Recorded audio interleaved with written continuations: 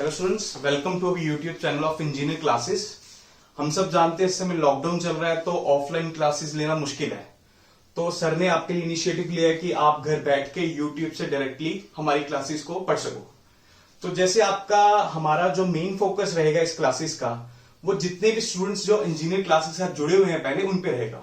But ऐसा नहीं है कि क्लासेस उनके लिए है, ये हर बच्चे के लिए क्लास रहेगी जो बच्चा जीएस की तैयारी कर रहा है। स्पेशली मेरा जो टॉपिक रहेंगे, क्योंकि मैं वो टॉपिक लूंगा जो जीएस में इंक्लूडेड है। इसलिए जो भी बच्चा ये तैयारी कर रहा है, एसएससी एग्जाम की तैयारी कर रहा है, इंजीनियरिंग एग्जाम्स की तैयारी कर रहा है, सीजीएल की तैयारी कर रहा है, जेके एसएसबी के आने वाले एग्जाम्स की तैयारी कर रहा है, उनके लिए ये इनिशिएटिव बहुत हेल्पफुल रहेगा।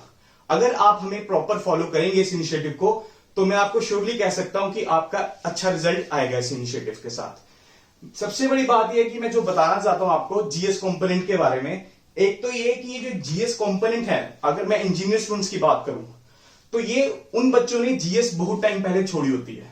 लास्ट टाइम जब उन्होंने जीएस पढ़ी होती है वो होता है अराउंड 10th क्लास। उसके बाद वो अपने इंजीनियरिंग सब्जेक्ट्स पढ़ते हैं, इंजीनियरिंग कॉलेज की डिग्री पढ़ते हैं, तो जीएस के सब्जेक्ट्स नहीं पढ़ते। तो उनका जो थोड़ा ये गैप आ गया इतने टाइम का, उसमें मैं हेल्प करूंगा कि मैं वो गैप को रिकवर कर सकूं। और जो दूसरी बड़ी प्रॉब्लम है जीएस के साथ, ये सभी बच्चों के लिए है, ये खाली इंजीनियरिंग के बच्चों के लिए नहीं। सबसे ज्यादा बड़ी प्रॉब्लम जो है जीएस के बच्चों के साथ, कहीं ये स्पेसिफाइड नहीं रहता कि किस लेवल तक जीएस पढ़ना है। क्योंकि जीएस जो ये लिख देते हैं वो एक एसएससी एग्जाम के लिए भी है, वो एक यूपीएससी के एग्जाम के लिए भी है, वो एक दुनिया भर की चीजें आ जाती हैं जीएस के अंदर। इसलिए बच्चे को यह समझना मुश्किल हो जाता है कि उसे किस लेवल तक का पढ़ना है और कहां रुकना है। एज ए टीचर जब मैं आपको इस प्लेटफॉर्म से पढ़ा रहा हूं, ठीक है, तो मैं इस बात का ध्यान रखूंगा कि आपको कितना गाइड करना है, जीएस में कहां तक लेके जाना है, ताकि आप अपने पेपर के ओरिएंटेड फोकस रखो। वरना जीएस बेटा ऐसा सब्जेक्ट है जो हम 1 से 1.5 महीने में भी कवर कर लेंगे, 1 से 1.5 साल भी लग जाता है, और अगर पढ़ने बैठे बहुत ज्यादा डीप में 2 से 2.5 साल भी लग जाएंगे। ठीक है, बट आप यहां क्यों आए हो? आप यहां पे हमारे चैनल पे आए हो अपना पेपर क्लियर करने, क्योंकि आपका मेन क्या फोकस है कि आपको एग्जाम निकालना है।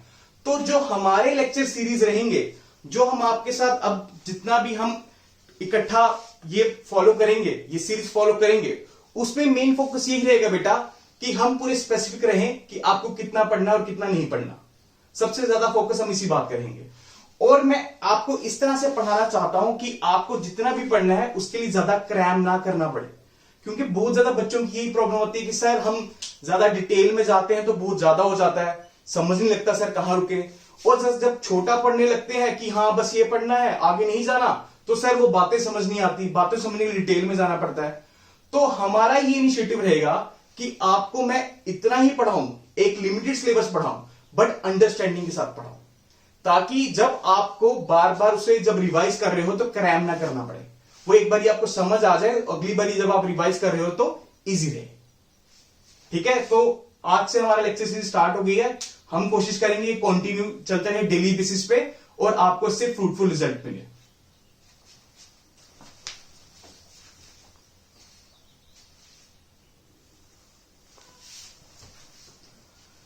आज हमारा पहला लेक्चर है।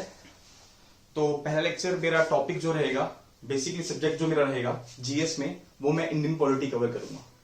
इंडियन पॉलिटी मैं पहले इसलिए ले रहा हूं क्योंकि शायद आप थोड़ा न्यूज वगैरह सुनते होंगे, पढ़ते होंगे, तो आप पॉलिटिक्स से कहीं ना कहीं लिंक कर पाएंगे, अपना सिस्टम देखते होंगे।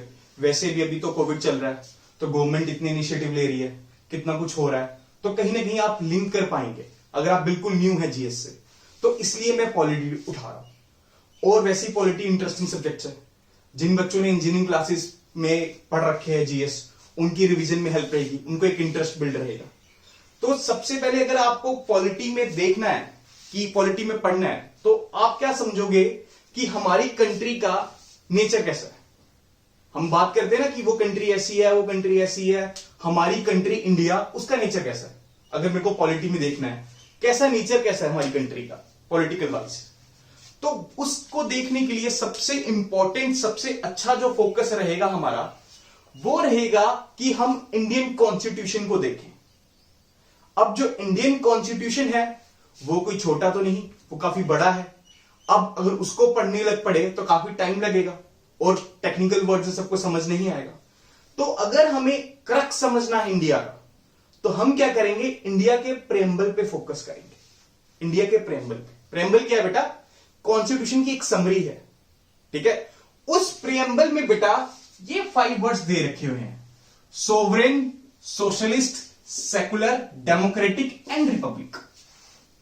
ये बेटा जो 5 वर्ड्स है ना हमारे, ये हमें क्या बताते हैं, nature of Indian state. State का मतलब है बेटा कंट्री, मैं स्लैश डाल के लिख देता हूं कंट्री। ये हमें बताते हैं कि हमारा जो भारत देश है उसका नेचर कैसा है, वो आखिर कैसे चल रहा है, उसमें क्या कुछ है, ये वर्ड्स हमें बताएंगे, सबसे बेसिक, ठीक है। ये हमें आइडिया देते हैं। तो हमें अगर इंडिया को समझना है पॉलिटिकली वाइज, तो सबसे पहले हम इन वर्ड्स को समझते हैं।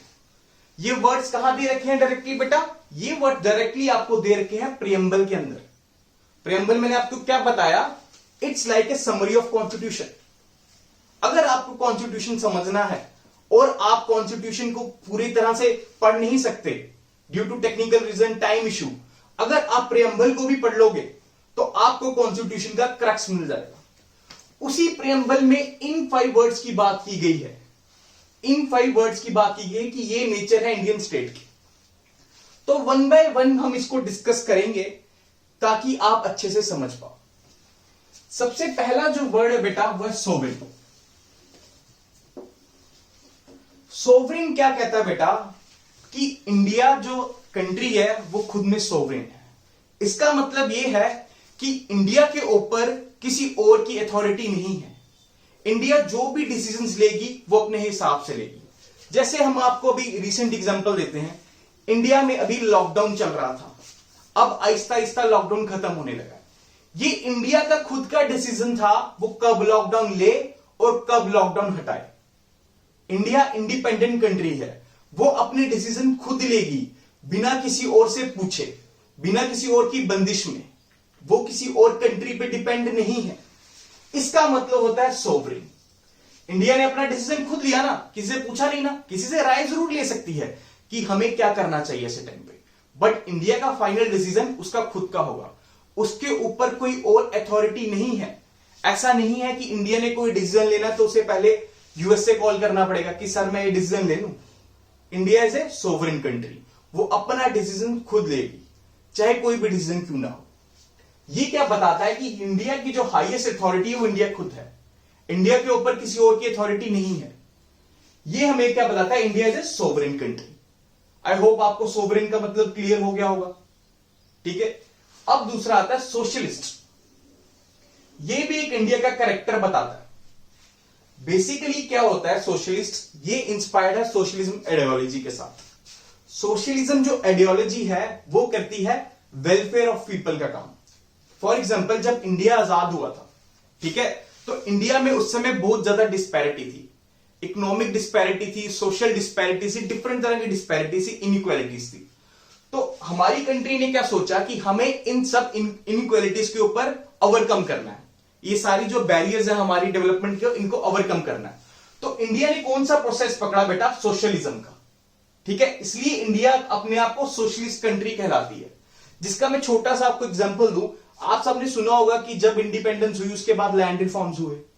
लैंड रिफॉर्म्स क्या थे बेटा, कुछ लोगों के पास बहुत ज्यादा बड़ी लैंड थी, उनसे वो लैंड एक्वायर की गई, उनसे लैंड ली गई और गरीबों में बांटी गई। एक लैंड सीलिंग एक्ट लाया गया कि कुछ पर्टिकुलर के ज्यादा आप लैंड नहीं लग सकते। वो जो कैरेक्टर है इंडिया का, वो जो कैरेक्टर है, वो जो वेलफेयर है, वो जो सोचती है कि सबका वेलफेयर करना है, चाहे कोई ऊपर है और नीचे है, इन सबको इक्वल अपॉर्चुनिटी मिलनी चाहिए। ये जो हमारा कैरेक्टर है ये सोशलिस्ट कैरेक्टर है। एक और एग्जांपल देता हूं, आपने सुना होगा 69 में 80s में नेशनलाइजेशन ऑफ बैंक हुआ था, वो हमारा एक सोशलिस्ट कैरेक्टर है। सोशलिस्ट कैरेक्टर में क्या होता है बेटा कि गवर्नमेंट खुद इंटरफेयर करती है, खुद इंटरफेयर करती है मार्केट फोर्सेस के बीच में, ठीक है। फॉर एग्जांपल हमारा जो सब्सिडी प्रोवाइड करवाना है वो भी एक सोशलिस्ट कैरेक्टर है। आपने सुना होगा कई लोगों को डायरेक्ट बेनिफिट ट्रांसफर मिल रहा है, लोग उनके अकाउंट में खाते में पैसा आ रहा है। गवर्नमेंट चाहे तो कह सकती है कि नहीं मैं पैसा नहीं डिपॉजिट कराऊंगी, खुद कमा लो, बट हमारी गवर्नमेंट क्या है बेटा? Socialist government. वो देखती है, वो वेलफेयर करती है लोगों का, जितनी ट्राई हो सके वो उतनी हेल्प करेगी लोगों का कि वो अपलिफ्ट हो चुके, ताकि वो पॉवर्टी के बैरियर को खत्म कर चुके और इक्वल अपॉर्चुनिटी मिले सबको इकोनॉमिक डेवलपमेंट की। अगला जो हमारा थर्ड कैरेक्टर है बेटा सेकुलर का, ये बड़ा इंपॉर्टेंट कैरेक्टर है बेटा इंडिया के हिसाब से। इंडिया का जो सेकुलर है बेटा, इसका ये मतलब है कि इंडियन गवर्नमेंट का, इंडिया एज ए कंट्री का कोई रिलीजन नहीं है। अगर आप पूछो कि इंडिया एज ए कंट्री का क्या रिलीजन है, तो उसका कोई रिलीजन नहीं है। हमारा जो सेकुलरिज्म का कंसेप्ट है बेटा, उसका खुद का कोई रिलीजन नहीं है, बट वो बाकी रिलीजन को एक्सेप्ट करता है। अगर हमारी कंट्री में कोई कहे कि मैं इस पर्टिकुलर रिलीजन को फॉलो करूंगा और ये पर्टिकुलर रिलीजन आगे प्रोपोगेट करना चाहता हूं, तो वो एक्सेप्टेबल है, वो सेलिब्रेट किया जाएगा, गवर्नमेंट उसकी हेल्प करेगी। बट गवर्नमेंट किसी एक पर्टिकुलर रिलीजन पे फोकस नहीं कर सकती, क्योंकि गवर्नमेंट खुद क्या है? खुद गवर्नमेंट का कोई भी रिलीजन नहीं है। जितना भी हमारी जो कंट्रीज हैं, इन्होंने डिफरेंट तरह का सेकुलरिज्म अडॉप्ट किया हुआ है।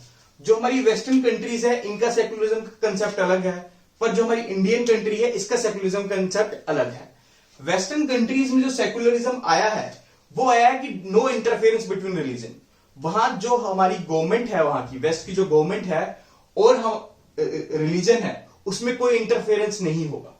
बट जो इंडिया है, वहां वो इंटरफेरेंस करेगी अगर कोई प्रॉब्लम आए, ऐसे कोई इंटरफेरेंस नहीं करेगी। बट हाँ, किसी एक पर्टिकुलर रिलीजन को हेल्प चाहिए, कोई प्रॉब्लम आ रही है, फिर इंडियन गवर्नमेंट उसमें इंटरफेयर करेगी, उसकी हेल्प करेगी, उससे पीछा नहीं छुड़ाएगी, एज कंपेयर टू जैसा वेस्ट में होता है। वेस्ट में क्या है कि रिलीजन जो मर्जी करे, स्टेट इंटरफेयर नहीं करेगी। बट हमारा वैसा नहीं है। हमारा कंसेप्ट क्या है बेटा? पॉजिटिव सेकुलरिज्म का, कि हमारी गवर्नमेंट एक्सेप्ट करेगी कि हाँ, आप इस पर्टिकुलर रिलीजन को मानते हो, बहुत अच्छी बात है, हम आपकी हेल्प करेंगे। वैसे ही हमारी गवर्नमेंट हर एक रिलीजन की हेल्प करती है। ये हमें क्या बताता है कि हमारी गवर्नमेंट का कौन सा कैरेक्टर है? सेकुलर कैरेक्टर है। डिफरेंट फंडामेंटल राइट्स दिए हुए हैं जो इस सेकुलर कैरेक्टर को अपहोल्ड करते हैं। अभी हम आगे जब फंडामेंटल राइट्स पढ़ेंगे तो हम देखेंगे आर्टिकल 25, 26, 27, 28, वो सब इस सेकुलर कैरेक्टर को होल्ड करते हैं। ठीक है, यहां तक क्लियर? 3 हमने पढ़े, सोवरेन, सोशलिस्ट, सेकुलर। सोवरेन क्या बता रहा था कि इंडिया के ऊपर किसी और की अथॉरिटी नहीं है, इंडिया की हाईएस्ट अथॉरिटी इंडिया खुद ही है, इंडिया को अपने डिसीजंस खुद लेने हैं, किसी और के बाइंडिंग नहीं है। सोशलिस्ट कैरेक्टर क्या बता रहा था बेटा इंडिया का? कि Indian government welfare of people के लिए काम करती है, जिसके लिए वो खुद आके इकोनॉमी में मार्केट फोर्सेस के खिलाफ कुछ ना कुछ प्रोविजंस लाती है, जैसे नेशनलाइजेशन ऑफ बैंक्स, ठीक है, जैसे हमारा डीबीटी, डायरेक्ट बेनिफिट ट्रांसफर, जैसे किसी को सब्सिडी देना, फर्टिलाइजर सब्सिडी, वो सब किसकी एग्जांपल है? सोशलिस्ट गवर्नमेंट की एग्जांपल है। सेकुलर कैरेक्टर क्या बताया मैंने आपको? कि इंडिया का एज ए कंट्री खुद का कोई रिलीजन नहीं है।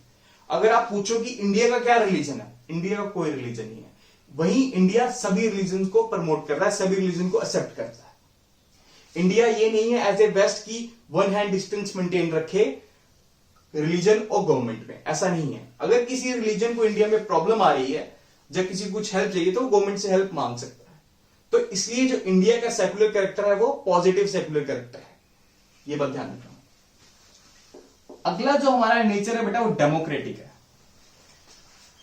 आपको पता है कि हम India is the biggest democracy, हम अपना इलेक्शंस कंडक्ट कराते हैं, free and fair elections conduct कराते हैं। तो क्योंकि हमारे ये कैरेक्टर में है, हमने ये आजादी के टाइम से फॉलो किया है प्रोसेस कि हमें डेमोक्रेसी अडॉप्ट करनी है। डेमोक्रेसी में क्या है बेटा कि हम लोग अपने रिप्रेजेंटेटिव चूज करेंगे। डेमोक्रेसी भी 2 टाइप की होती है, direct democracy and indirect democracy. जो डायरेक्ट डेमोक्रेसी होती है उसमें क्या होता है बेटा कि लोग अपने डिसीजंस खुद लेते हैं। फॉर एग्जांपल, जैसे आपने सुना होगा रेफरेंडम होता है, गवर्नमेंट कुछ पूछती है कि क्या ये होना चाहिए कि नहीं होना चाहिए, और वो फिर लोगों में चले जाता है, लोगों का ओपिनियन लिया जाता है, यस और नो। जैसे ब्रेक्ट एग्जिट का रेफरेंडम हुआ था यूके में, अगर आपको याद होगा, आपने न्यूज में सुना होगा, उसमें लोगों ने बोला हाँ यस होना चाहिए, तो ब्रेक्ट एग्जिट हुआ। ये होती है डायरेक्ट डेमोक्रेसी, जहां पे लोग खुद जाके अपना डिसीजन लेंगे, ठीक है, यस नो करके बताएंगे, हाँ ये बताएंगे ये लॉ आना चाहिए, ये लॉ नहीं आना चाहिए, जहां पे डायरेक्टली लोग खुद जाएंगे। वही क्या होती है दूसरी तरह की डेमोक्रेसी बेटा, इनडायरेक्ट डेमोक्रेसी। इनडायरेक्ट डेमोक्रेसी कौन सी डेमोक्रेसी होती है बेटा? जिसमें हमारे जो लोग हैं वो अपने रिप्रेजेंटेटिव चूज करेंगे। आप वोट देने जाते हो ना बेटा, आपने वोट दिया होगा, लोकसभा के इलेक्शन के लिए, विधानसभा के इलेक्शन के लिए, वो क्या है, वो ये है कि आप अपना रिप्रेजेंटेटिव चूज कर रहे हो। जब आपका रिप्रेजेंटेटिव चूज होके आ रहा है, वो आपके लिए लॉ बना रहा है, वो आपके लिए लॉ को इंप्लीमेंट कर रहा है, वो आपका काम कर रहा है। ये हुई इनडायरेक्ट डेमोक्रेसी। तो हमारी जो कंट्री है बेटा, उसमें इनडायरेक्ट डेमोक्रेसी है।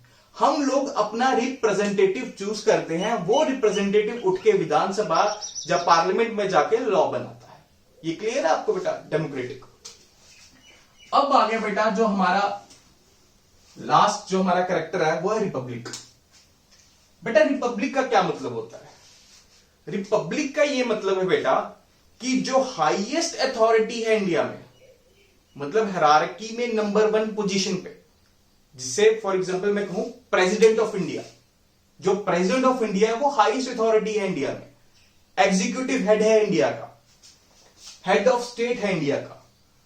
उसको कौन चूज कर रहा है? उसको हम लोग ही चूज कर रहे हैं। बट प्रोसेस क्या है बेटा? इनडायरेक्ट। बेसिकली प्रेसिडेंट को कौन चूज करता है? प्रेसिडेंट को हमारे एमपी चूज करते हैं, एमएलए चूज करते हैं, यही चूज करते हैं ना उनके इलेक्टोरल कॉलेज पे।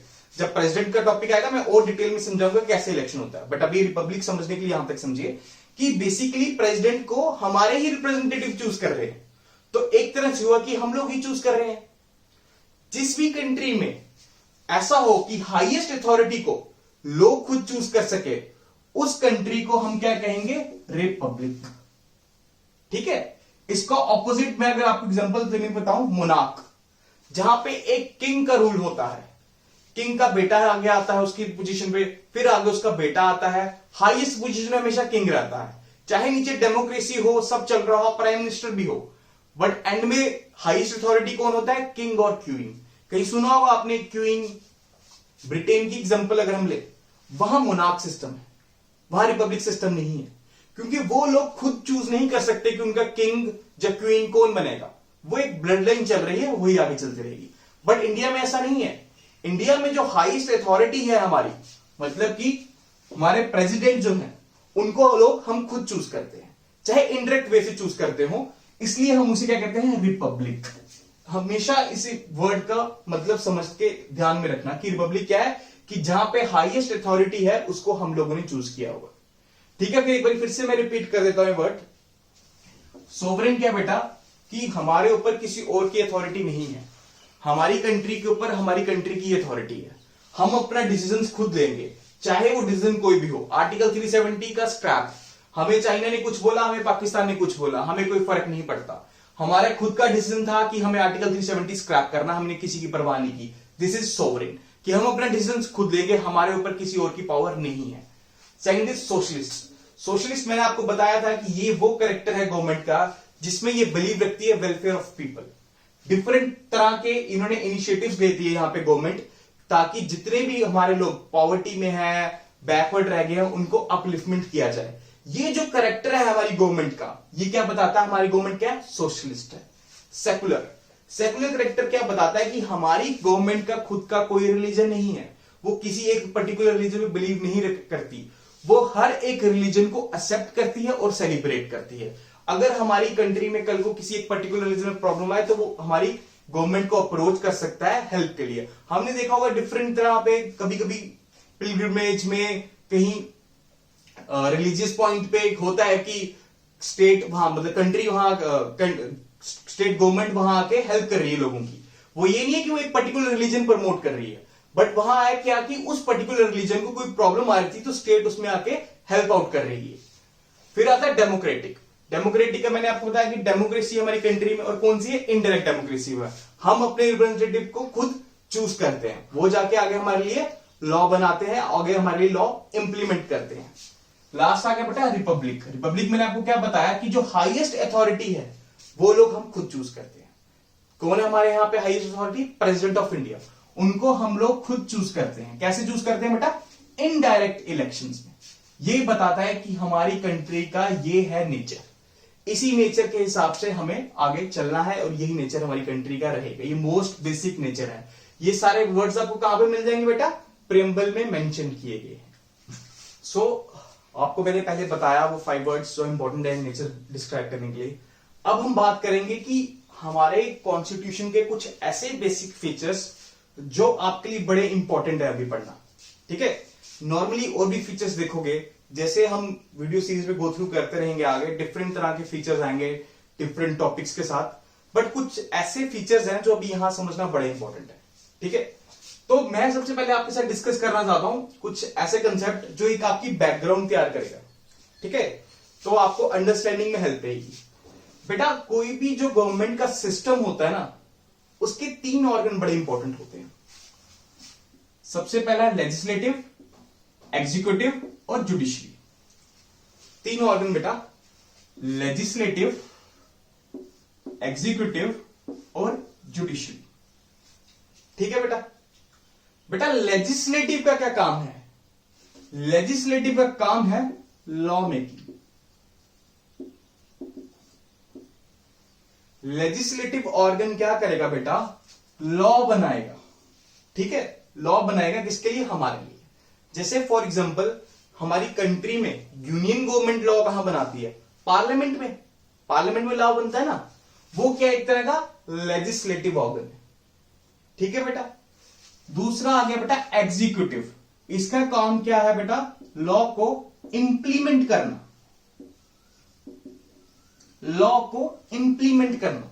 ठीक है, लेजिस्लेटिव ने कोई लॉ बनाया, ठीक है, उस लॉ को अब इंप्लीमेंट किया जाएगा कि हां ये लॉ ऐसे चलना चाहिए। वो किसका काम है बेटा? एग्जीक्यूटिव का काम। थर्ड जो ऑर्गन है बेटा वो है जुडिशरी। इसका क्या काम है? To check the law.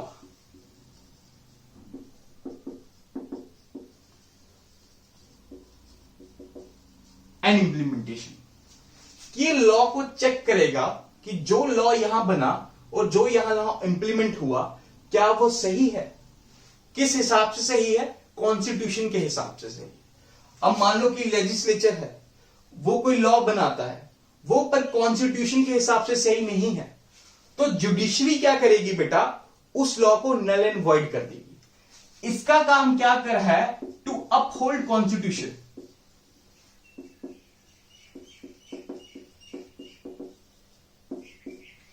जो भी हमारा बेसिक कॉन्स्टिट्यूशन है उसको हमेशा अपहोल्ड रखना किसका काम है? जुडिशरी का काम है।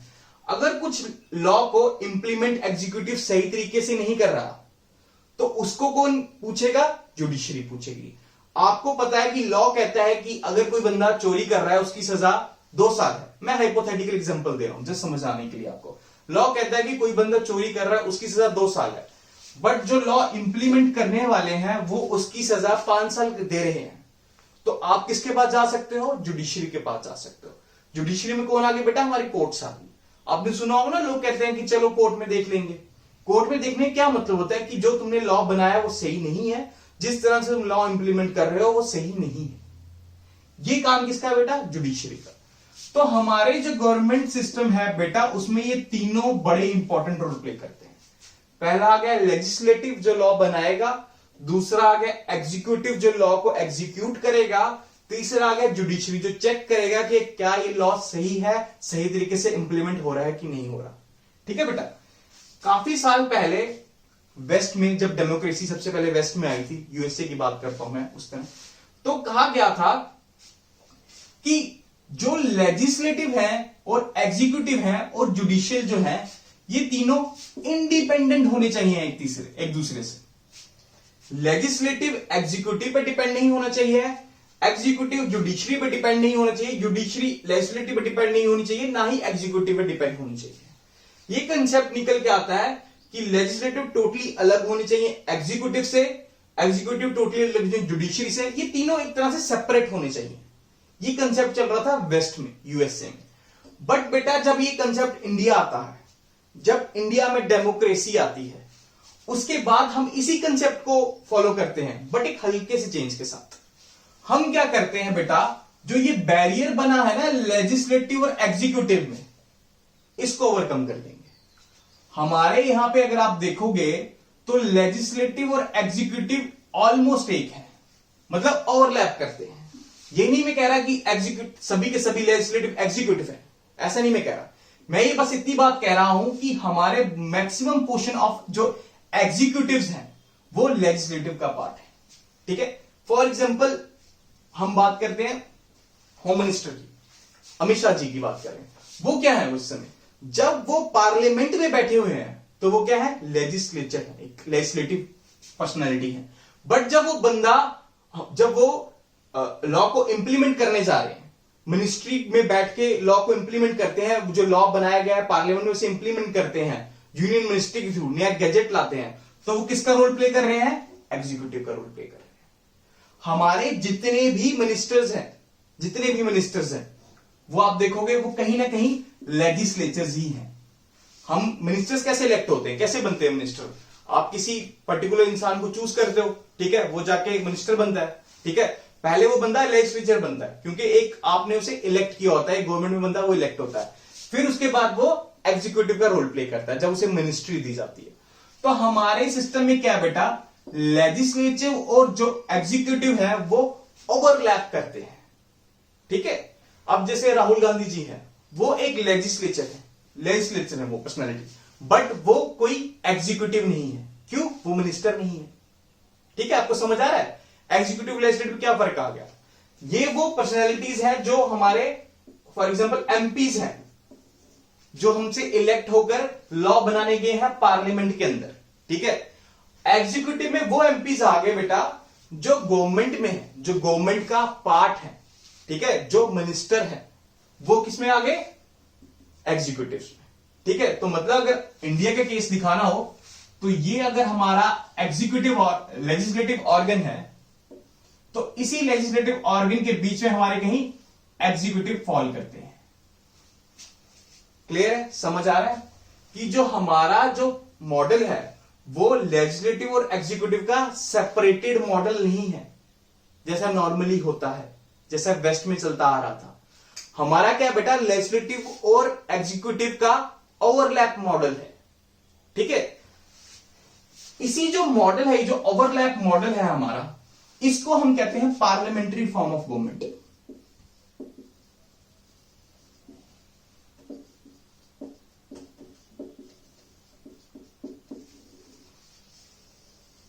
Parliamentary form of government. Parliamentary form of government का नाम क्यों दिया जाता है बेटा, क्योंकि जो भी बंदा गवर्नमेंट में है, मिनिस्टर है, वो कहीं ना कहीं हमारे पार्लियामेंट का पार्ट है।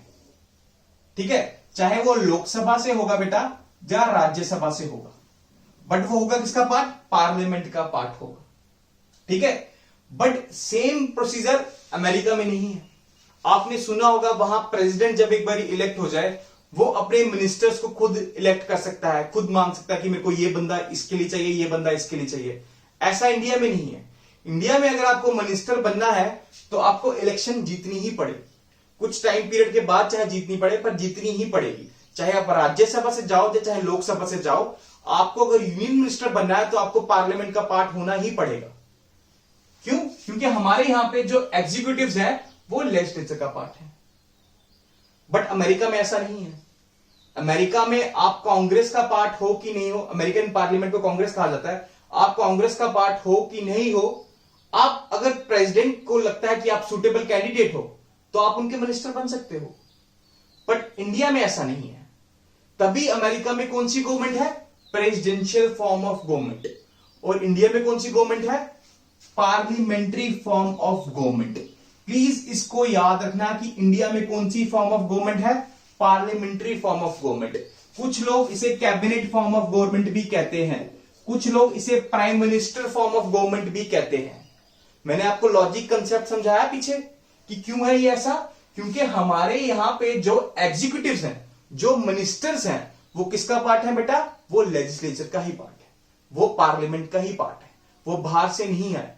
अगर कोई बाहर से आया भी है तो उसको बाद में इलेक्शन करवाना ही पड़ेगा, चाहे वो लोकसभा से आए या राज्यसभा से आए, बट पार्लियामेंट में आना ही पड़ेगा। क्लियर है सबको यहां तक? आई होप मैंने अपने से क्लियर किया कि पार्लियामेंट्री फॉर्म ऑफ गवर्नमेंट का क्या मतलब है। पार्लियामेंट्री फॉर्म ऑफ गवर्नमेंट का एक और मतलब है बेटा कि जो हमारे एग्जीक्यूटिव्स हैं, जो हमारे मिनिस्टर्स हैं, वो अकाउंटेबल है किसके आगे, लेजिस्लेचर्स के आगे।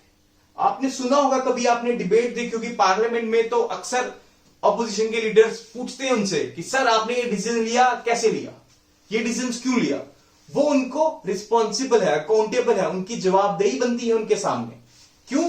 क्योंकि हमने ऐसा फेज लिया है, ऐसा हमने प्रोडक्ट लिया है जिसमें जो लेजिस्लेचर्स हैं वो एग्जीक्यूटिव्स का पार्ट है। हमारा मॉडल ही यही कहता है कि जो एग्जीक्यूटिव्स हैं वो लेजिस्लेचर के पार्ट है और हमेशा उनको अकाउंटेबल रहेंगे। इसलिए इस गवर्नमेंट को क्या कहते हैं? Parliamentary form of government. अभी इसकी हम और डिटेल्स में जाएंगे जब हम प्रॉपर पार्लियामेंट डिस्कस करेंगे। मैं आपको बताऊंगा कि कैसे ये लोकसभा के अकाउंटेबल है, कैसे इनको अकाउंटेबल किया जाता है डिबेट्स के थ्रू, नो कॉन्फिडेंस मोशन के थ्रू। आगे आगे जैसे आएगा वो आगे आपको पढ़ाता रहूंगा। बट फिलहाल के लिए आप ये ध्यान रखिए कि इंडियन फॉर्म ऑफ गवर्नमेंट क्या है बेटा? पार्लियामेंट्री फॉर्म ऑफ गवर्नमेंट है, प्रेसिडेंशियल फॉर्म ऑफ गवर्नमेंट नहीं है। वो आपसे पूछेंगे एमसीक्यूज में डाल के, which of the following is true, Indian is a parliamentary form of government और India is a presidential form of government. तो आपको याद रखना है कि India is a parliamentary form of government. और बेटा मैं आपको एक और बात बता देना चाहता हूं यहीं पे अभी पार्लियामेंट्री फॉर्म ऑफ गवर्नमेंट से, कि जो हमारा, जैसे मैंने आपको अभी थोड़ी देर पहले बताया था, जो हमारा हेड है स्टेट का, मतलब कंट्री का, वो प्रेसिडेंट है। President is the executive head of the country. But जो रियल हेड है, रियल हेड मतलब कि जिसके पास रियल पावर है, वो प्रेसिडेंट नहीं है, वो प्राइम मिनिस्टर है। ऐसा क्यों बेटा? क्योंकि हमने पार्लियामेंट्री फॉर्म ऑफ गवर्नमेंट ली हुई है। जब पार्लियामेंट्री फॉर्म ऑफ गवर्नमेंट लेते हो तो जो पावर्स हैं वो प्राइम मिनिस्टर के पास आ जाती हैं, क्योंकि वो डायरेक्टली इलेक्टेड बाय पीपल है, मेन पावर उसके हाथ में है। जो प्रेसिडेंट जितना भी काम करता है, जो भी कुछ काम करेगा, वो सिर्फ और सिर्फ उसकी एडवाइस पे करेगा। हम देखते हैं कि प्रेसिडेंट ने ये ऑर्डर निकाल दिया, प्रेसिडेंट ने ये कर दिया, सुनते होंगे आप कभी न्यूज में। बट याद रखना बेटा कि उसकी खुद की कोई पावर नहीं है, वो बाइंडिंग है, बाय कॉन्स्टिट्यूशन से बाइंडिंग है कि वो किसकी बात सुने? प्राइम मिनिस्टर की बात सुने। क्यों? क्योंकि हमारे यहां पे पार्लियामेंट्री फॉर्म ऑफ गवर्नमेंट है। Parliamentary form of government, prime minister is real head.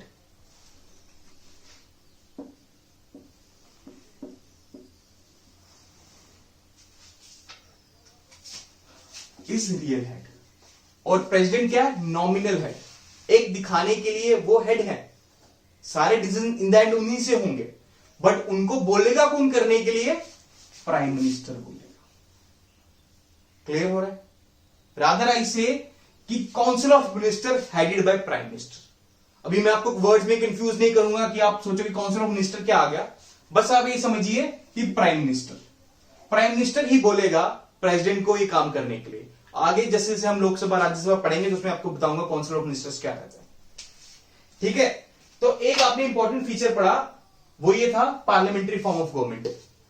अभी एक और इंपॉर्टेंट फीचर मैं आपको बताना चाहता हूं बेटा। एक और इंपॉर्टेंट, जैसे हमने पार्लियामेंट्री फीचर डिस्कस किया, ये एक इंपॉर्टेंट फीचर है फेडरल कैरेक्टर।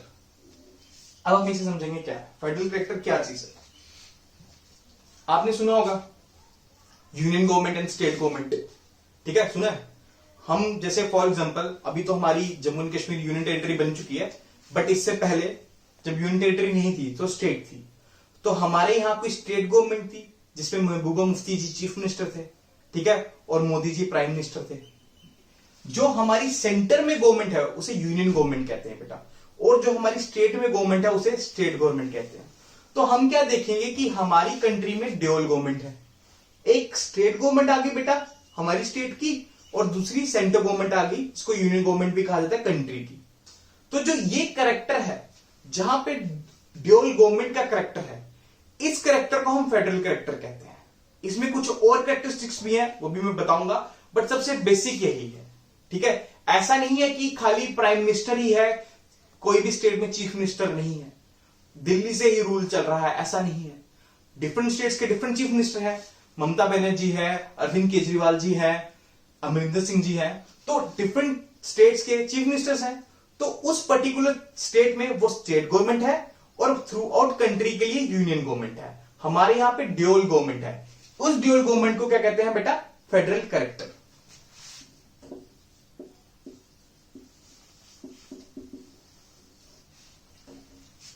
अब ड्यूअल गवर्नमेंट के साथ क्या है बेटा? Division of power.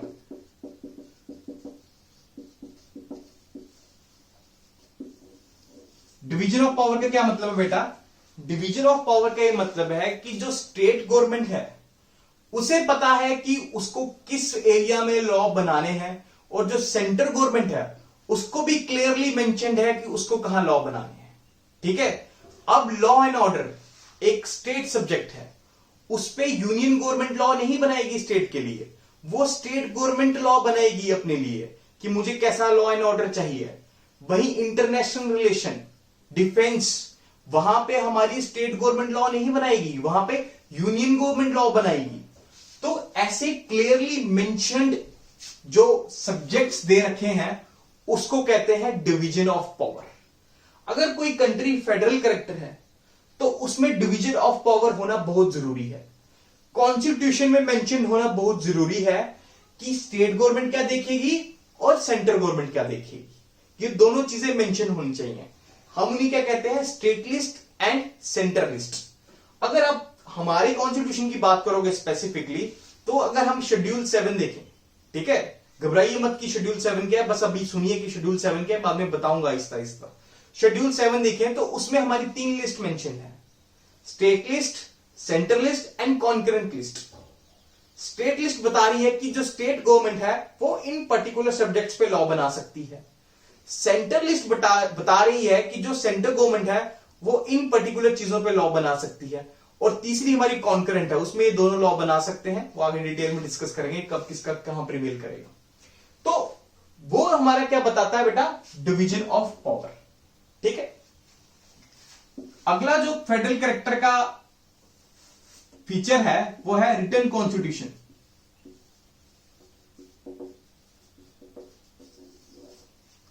हमारा जो कॉन्स्टिट्यूशन है वो कहीं लिखा होना चाहिए। ऐसा नहीं है कि ओरली चल रहा है, किसी के बताए हुए लॉ चल रहे हैं, जब कोई कहां का लॉ है कोई कहां का लॉ है, ऐसा नहीं चलता। आपका जो कॉन्स्टिट्यूशन है, जो सबसे बेसिक लॉ है हमारी कंट्री जिसपे काम करती है, वो रिटन फॉर्म में होना चाहिए।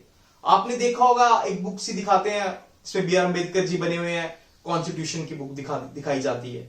वो हमारे इंडियन का कॉन्स्टिट्यूशन है, वो एक रिटन कॉन्स्टिट्यूशन है। हर फेडरल कंट्री के लिए रिटन कॉन्स्टिट्यूशन होना बहुत ज्यादा नेसेसरी है। जब तक कॉन्स्टिट्यूशन रिटन नहीं होगा तो हिसाब नहीं रखा जाएगा किसकी कौन सी पावर है, स्टेट गवर्नमेंट की कौन सी पावर है और यूनियन गवर्नमेंट की कौन सी पावर है, और उनका हिसाब रखना बहुत इंपॉर्टेंट है। वरना हमारी ड्यूअल गवर्नमेंट ही नहीं काम करेगी। सेंटर बोलता रहेगा नहीं ये मेरा सब्जेक्ट है, स्टेट बोलते रहेगा नहीं मेरा सब्जेक्ट है। जब तक क्लियरली रिटन नहीं होगा कॉन्स्टिट्यूशन के अंदर, तब तक क्या होगा? फेडरल कैरेक्टर प्रिवेल नहीं करेगा। इसलिए फेडरल कैरेक्टर के लिए रिटन कॉन्स्टिट्यूशन बहुत ज्यादा इंपॉर्टेंट है। अगला जो इसमें आएगा बेटा, supremacy of the constitution.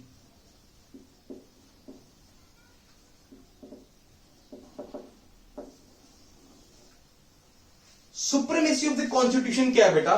Supremacy of the constitution ये है कि हमारा कॉन्स्टिट्यूशन सुप्रीम है, कि कॉन्स्टिट्यूशन से ऊपर नहीं है। फॉर एग्जाम्पल मैं आपको एग्जाम्पल बताता हूं प्रैक्टिकली, अगर हाइपोथेटिकल एग्जाम्पल लूं आपके सामने एक, कि आपने लॉ मेकर्स को पार्लियामेंट में भेजा लॉ बनाने के लिए, और उनके पास इतनी मेजॉरिटी है कि वो कॉन्स्टिट्यूशन को अमेंड कर सकते हैं, क्योंकि कॉन्स्टिट्यूशन के अंदर कॉन्स्टिट्यूशन अमेंडमेंट का भी क्लॉज रखा गया है, वो कॉन्स्टिट्यूशन को अमेंड कर सकते हैं। बट इसका ये मतलब नहीं है वो किसी भी तरह से कॉन्स्टिट्यूशन को अमेंड कर देंगे, कुछ भी कर देंगे, ऐसा मतलब नहीं है। क्योंकि कुछ ऐसे फीचर्स हैं कॉन्स्टिट्यूशन के जो हमेशा सुप्रीम रहेंगे, पार्लियामेंट से भी सुप्रीम रहेंगे। पार्लियामेंट भी उनको चेंज नहीं कर सकता। कल को पार्लियामेंट कहे कि मैं ये डिवीजन ऑफ पावर का क्लॉज हटा दूं, ये तो फेडरल कैरेक्टर खत्म हो जाएगा। इसलिए फेडरल कैरेक्टर वाली कंट्रीज क्या कहती हैं कि सुप्रीमेसी ऑफ कॉन्स्टिट्यूशन होना चाहिए।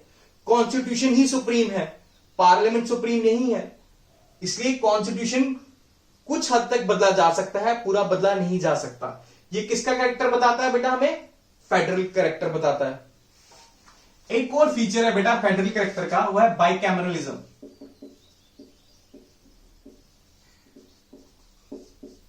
बाइकैमरलिज्म का मतलब है बेटा टू हाउसेस। In parliament. अगर आपको पार्लियामेंट का थोड़ा बहुत भी सुना है आपने, तो आपने सुना होगा लोकसभा एंड राज्यसभा। कभी आपने सोचा कि दो हाउसेस क्यों लिए, एक ही हाउस क्यों नहीं था? लोकसभा क्यों डिफरेंट, राज्यसभा क्यों डिफरेंट? बेटा जो ये दो हाउसेस का कंसेप्ट है, ये क्या बताता है कि हमारी कंट्री फेडरल करेक्टर है।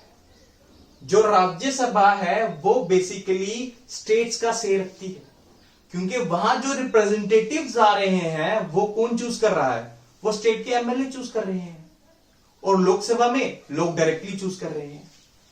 इस फीचर पे हम और स्ट्रेस डालेंगे जब हम पर्टिकुलर पार्लियामेंट को डिस्कस कर रहे हैं। बट अभी फेडरल करेक्टर के लिए ये समझो कि हमारे यहां पे बाइकामरलिज्म है।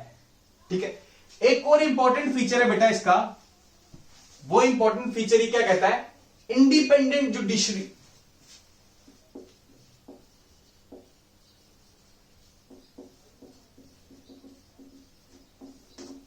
इंडिपेंडेंट जुडिशरी बेटा मैंने आपको पहले भी बताया था, इससे पहले, कि तीन ऑर्गन होते हैं, लेजिस्लेटिव, एग्जीक्यूटिव एंड जुडिशरी, और वो तीनों सेपरेट रहते हैं। बस इंडिया के केस में एग्जीक्यूटिव और लेजिस्लेटिव ओवरलैप करते हैं, पर जुडिशरी स्टिल सेपरेट रहती है। ये कह रहा है कि जुडिशरी हमेशा सेपरेट रहनी चाहिए। क्यों बेटा? इसका लॉजिक समझो। जुडिशरी का काम क्या है?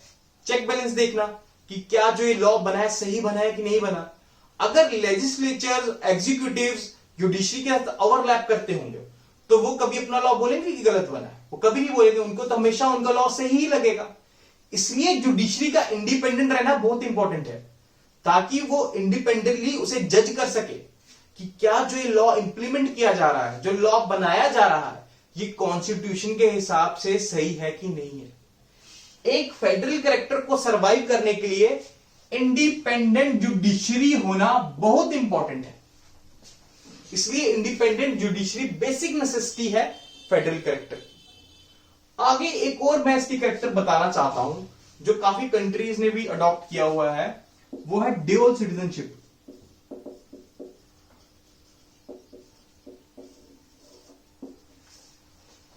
ड्यूअल सिटीजनशिप ये कहता है बेटा कि जैसे हम अमेरिका की बात करें, अमेरिका में अगर आप किसी सिटीजन से पूछोगे कि आप कहां से बिलोंग करते हो, तो वो पहले अपनी किसी एक स्टेट का नाम बताएगा कि फॉर एग्जाम्पल मैं वॉशिंगटन से बिलोंग करता हूं, कैलिफोर्निया से बिलोंग करता हूं, फिर बताएगा यूएसए से बिलोंग करता हूं। वहां हर एक पर्टिकुलर स्टेट की भी सिटीजनशिप है।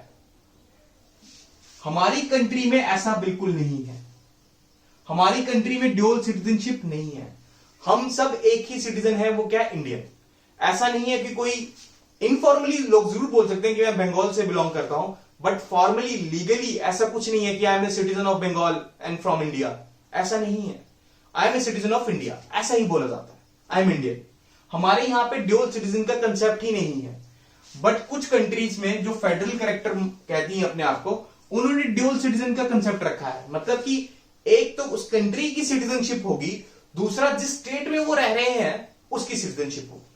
बट इंडिया में अगर आप इस देखो तो इंडिया में ये फीचर नहीं है, ड्यूअल सिटीजनशिप का फीचर नहीं है। तो लगभग ऑलमोस्ट ये सारे फीचर्स हैं फेडरल करेक्टर के। ये जनरली आपको फीचर्स बताया मैंने फेडरल करेक्टर के। अब हम देखेंगे कि इसमें इंडिया में कौन कौन से फॉलो करते हैं। जैसे मैंने आपको बताया कि ड्यूअल सिटीजन का इंडिया में फॉलो नहीं करता। इंडिया में सिंगल सिटीजनशिप ही है, ड्यूअल सिटीजनशिप नहीं है। क्या इंडिया में रिटन कॉन्स्टिट्यूशन है? यस, बिल्कुल है।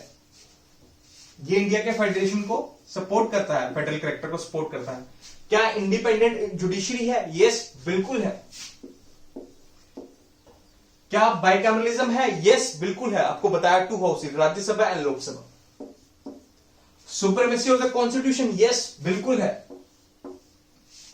Dual government? यस, बिल्कुल। State government and central government. Division of power? बिल्कुल। शेड्यूल 7। तो इंडिया में most of the characters follow होते हैं। तो क्या इंडिया एक ट्रू फेडरल कैरेक्टर है? हमें यह पूछना चाहिए आपने आपसे। बट मैंने आपको जैसे बताया कि इंडिया में ड्यूअल सिटीजनशिप का लॉ नहीं लागू होता। और जब हम इंडियन कॉन्स्टिट्यूशन को अच्छे से पढ़ते हैं, अच्छे से समझते हैं, तो हम क्या देखते हैं कि इंडियन कॉन्स्टिट्यूशन में ऐसे फीचर्स आ रहे हैं जो क्या बता रहे हैं कि इंडियन कॉन्स्टिट्यूशन में ड्यूअल गवर्नमेंट तो है, बट जो सेंट्रल गवर्नमेंट है वो बहुत ज्यादा स्ट्रांग है as compare to state government. इनका से 50-50 नहीं है। सेंट्रल गवर्नमेंट किसी पोजीशंस पे बहुत ज्यादा स्ट्रांग है as compare to state government. तो जो हमारा फेडरल करेक्टर है वो ट्रू फेडरल करेक्टर नहीं है। हम बड़े इंस्टांसेस पे देख सकते हैं कि सेंट्रल गवर्नमेंट के पास पावर ज्यादा है। अगर फॉर एग्जांपल हम फाइनेंशियल पावर बात करें तो स्टेट्स हमेशा क्या होता है, सेंटर के आगे ही होती है कि सर प्लीज हमें थोड़े फंड चाहिए, हमें थोड़े फंड चाहिए। ठीक है, तो जहां पे ऐसा प्रोसेस हो वहां पे पता लग जाता है कि सेंट्रल गवर्नमेंट बहुत ज्यादा स्ट्रांग है। अगर हम अपना आर्टिकल फर्स्ट देखें, क्या कहता है, India that is Bharat union of states. Properly word union use किया गया है, प्रॉपरली वर्ड यूनियन यूज किया गया है। फेडरल की तो बात ही नहीं की गई है, यूनियन वर्ड यूज किया गया है। तो वो क्या दर्शाता है कि जो हमारी सेंट्रल गवर्नमेंट है वो बहुत ज्यादा स्ट्रांग है as compare to state government. Clear है। अगर हम इसको फिर से देख सकते हैं कि अगर किसी एक स्टेट को अपनी बाउंड्री चेंज करनी है वो खुद नहीं कर सकती, उसे सेंट्रल गवर्नमेंट की परमिशन लेनी पड़ती है।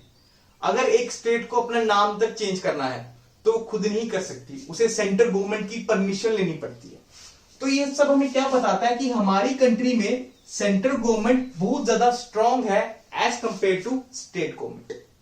इसलिए जो हमारा फेडरल करेक्टर है उसमें बहुत ज्यादा यूनिटरी फीचर्स हैं।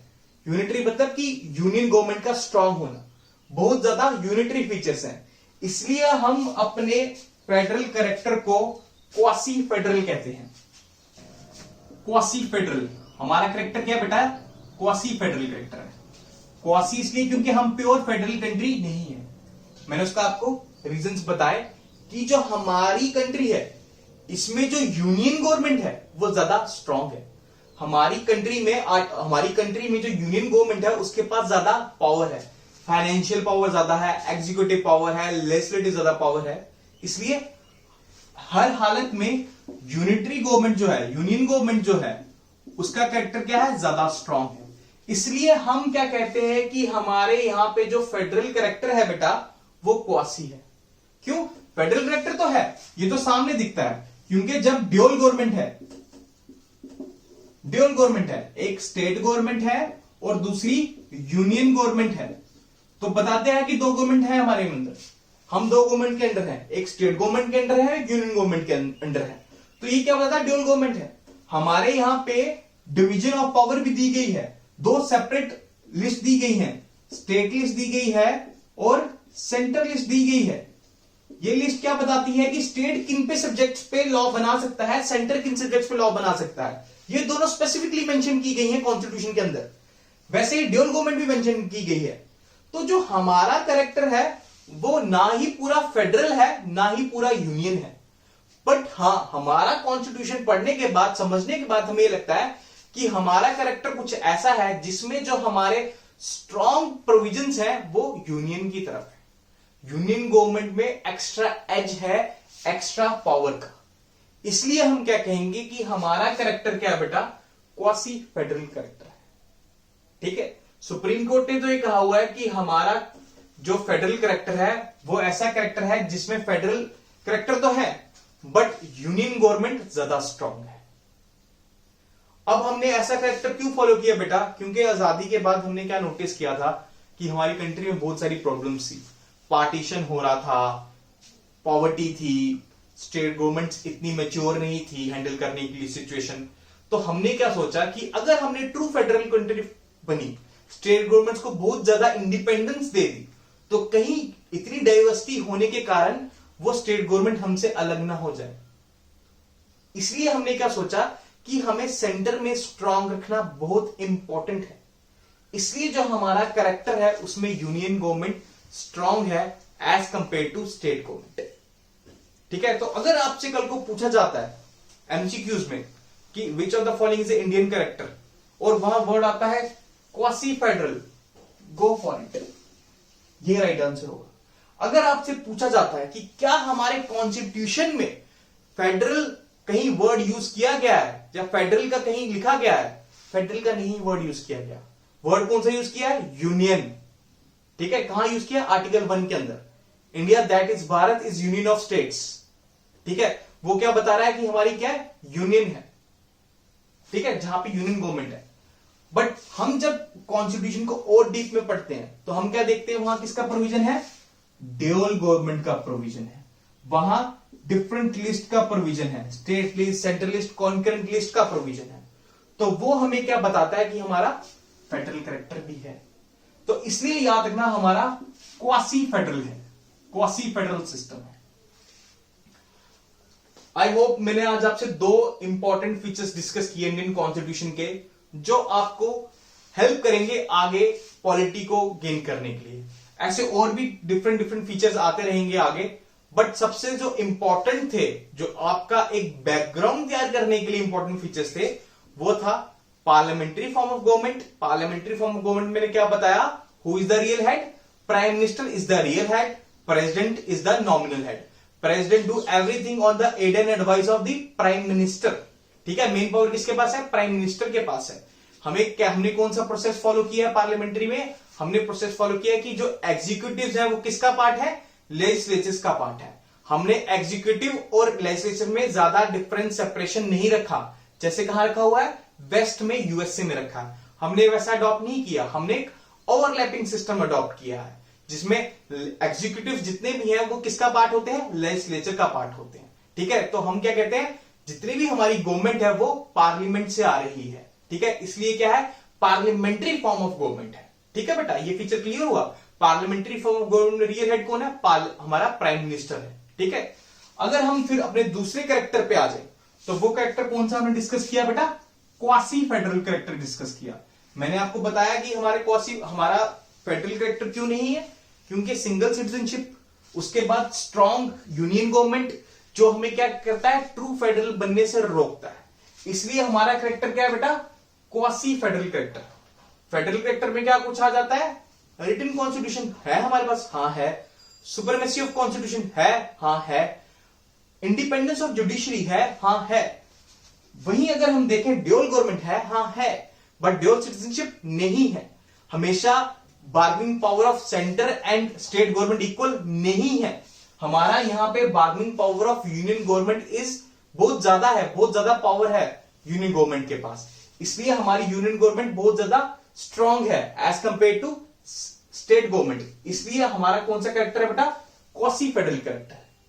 आई होप आपको समझ आया होगा ये दो चीजें। और उससे पहले वो 5 वर्ड्स मैं फिर रिपीट कर देता हूं। सोवरेन मतलब कि हाईएस्ट अथॉरिटी जो डिसीजन मेकिंग की है वो इंडिया खुद है, इंडिया किसी और के आंसरेबल नहीं है, वो अपना डिसीजन खुद देगी। सोशलिस्ट कैरेक्टर मैंने आपको बताया गवर्नमेंट का वेलफेयर कैरेक्टर है, गवर्नमेंट खुद अपने आप को इन्वॉल्व करेगी और ऊपर से लोगों की हेल्प करेगी वेलफेयर करने में, वो हमारा क्या बताता है, सोशलिस्ट कैरेक्टर बताता है। सेकुलर कैरेक्टर क्या बताया मैंने आपको, सेकुलर कैरेक्टर क्या बताया बेटा कि हमारी गवर्नमेंट का खुद का कोई रिलीजन नहीं है। ऐसा नहीं है कि हम रिलीजन से सबको पीछे हट रहे हैं, हम ये कह रहे हैं कि हमारा कोई रिलीजन नहीं है, हमारी गवर्नमेंट का कोई रिलीजन नहीं है, आपका जो भी रिलीजन है हम आपको अप्रिशिएट करते हैं, अगर आपको कोई हेल्प चाहिए होगी हम आपकी हेल्प करने के लिए रेडी हैं, ठीक है। फिर मैंने आपको बताया डेमोक्रेटिक, मैंने आपको बताया India is a democratic country, क्योंकि हम अपने रिप्रेजेंटेटिव खुद चूज करते हैं। ऐसा नहीं होता, हर टाइम पीरियड बाद फिक्स्ड इलेक्शन होती है, फ्री एंड फेयर इलेक्शन होती है, जिसमें हम जाके वोट डालते हैं और अपने रिप्रेजेंटेटिव को चूज करते हैं। मैंने आपको बताया कि जो इंडियन डेमोक्रेसी है वो क्या है, इनडायरेक्ट डेमोक्रेसी, क्योंकि हम अपने रिप्रेजेंटेटिव खुद चूज कर रहे हैं। दूसरी डेमोक्रेसी कौन सी होती है बेटा, डायरेक्ट डेमोक्रेसी, जहां पे हम अपने डिसीजन खुद लेते हैं, जैसे रेफरेंडम हो गया, इनिशिएटिव हो गया, रिकॉल हो गया, वैसा। बट हमारे इंडिया में क्या है, इनडायरेक्ट डेमोक्रेसी, हम अपने रिप्रेजेंटेटिव चूज करते हैं, वो आगे रिप्रेजेंटेटिव जाके लॉ बनाते हैं। समझ आया। और लास्ट में आपको वर्ड जो बताया रिपब्लिक। रिपब्लिक में क्या था बेटा कि जो हमारी हाईएस्ट अथॉरिटी है, हाईएस्ट अथॉरिटी कौन है हमारे यहाँ पे, सुप्रीम लीडर कौन है हमारे यहाँ पे, president, he is the first citizen of India, is the executive head of the India. उसको हम लोग खुद चूज करते हैं, खुद in the sense indirect way से। जैसे फॉर एग्जांपल हमारे जो रिप्रेजेंटेटिव गए हैं स्टेट में, मतलब एमएलएस, हमारे जो रिप्रेजेंटेटिव गए हैं पार्लियामेंट में, मतलब एमपीस, वो लोग वोट डालते हैं और प्रेसिडेंट को चूज करते हैं। तो इनडायरेक्टली हमारे ही रिप्रेजेंटेटिव उनको चूज कर रहे हैं, तो इनडायरेक्टली हम लोग ही उनको चूज कर रहे हैं। जहां पे ऐसा प्रोसेस फॉलो होता है उसे रिपब्लिक कहा जाता है। रिपब्लिक का ऑपोजिट कौन सा था, मोनार्क सिस्टम, जहां पे एक कोई राजे की ब्लड लाइन चल रही होती है, वो हाईएस्ट अथॉरिटी होती है। बट हमारे यहाँ कंट्री पे हाईएस्ट अथॉरिटी प्रेसिडेंट है, उसको लोग खुद हम इनडायरेक्ट इलेक्शन से चूज करते हैं। आई होप ये बेसिक्स था काफी समझाने के लिए, एक पॉलिटी का ग्राउंड कवर करने के लिए। आई होप आपको समझ आया होगा। अगर फिर भी किसी को कोई डाउट है, कुछ आप हमें चेंजेस देखना चाहते हो, क्योंकि हमारा भी न्यू इनिशिएटिव है, इन्फेंट स्टेज पे है ये सीरीज, तो आप हमें प्लीज कमेंट सेक्शन में बताइएगा, हम वो चीजें इंप्रूव करेंगे। और हमारी साइड से यही रहेगा कि मैक्सिमम बच्चों को जिनको बेनिफिट हो सके वो हो जाए। ये खाली इंजीनियर स्टूडेंट्स के लिए नहीं है, जो इंजीनियर के साथ जुड़े हैं उनके लिए नहीं है, बट मैक्सिमम मासेस तक पहुंचे ये वीडियो। हम चाहते हैं कि जितने भी बच्चे जीएस की तैयारी कर रहे हैं, जो बेसिक स्टेज से स्टार्ट करना चाहते हैं, वो इस वीडियो से बेनिफिट लेंगे। ये आपको आने वाले काफी पेपर्स के लिए हेल्प करेगी। So thank you. आज मैं अपनी वीडियो इतने ही कंप्लीट करता हूं। नेक्स्ट वीडियो मिलते हैं आपसे जल्दी। Thank you.